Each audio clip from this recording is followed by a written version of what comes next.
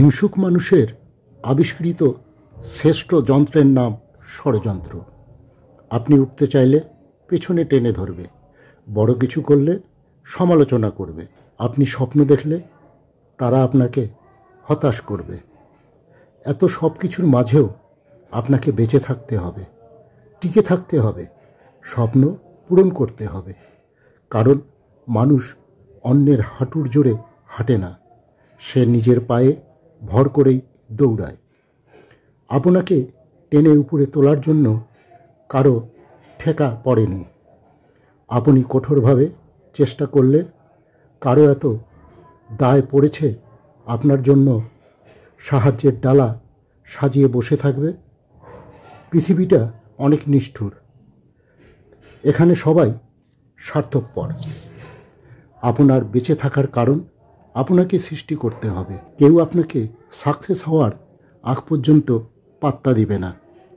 অনেকেই আপনাকে কথা দিয়েও কথা রাখবে না। এমনকি অনেকেই আপনাকে ঘন্টার পর ঘন্টা অপেক্ষায় রাখবে, কারণ সাকসেস হওয়ার আশা পর্যন্ত সবাই ধরে নেবে আপনি একটা অপদার্থ। এভাবে 10 ঘন্টা দাঁড়িয়ে অপেক্ষা করলে আপনার সমস্যা কিসের? পৃথিবীতে মানুষ রেজাল্ট দেখতে চায়।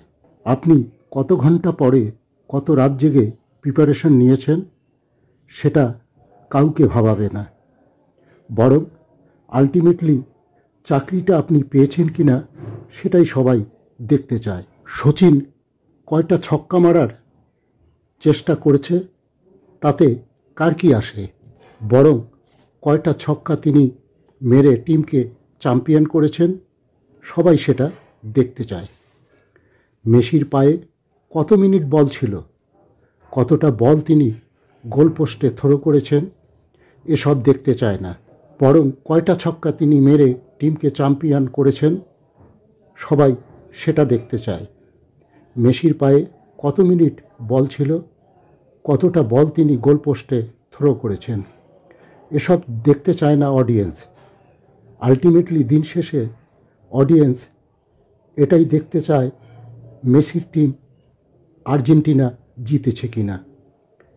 লাইফটা রেজাল্টের উপর দাঁড়িয়ে থাকে।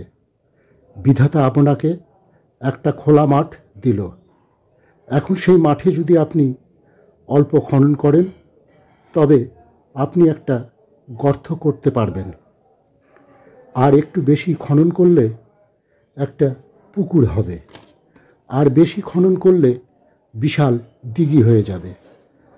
আপনি যা কিছু করতে পারেন বিধাতা আপনাকে শক্তি দিয়েছে, কিন্তু সেই শক্তি দিয়ে মাঠকে পুকুর বানাবেন নাকি দিঘি বানাবেন সেটা নির্ভর করছে আপনার সিদ্ধান্তের উপর।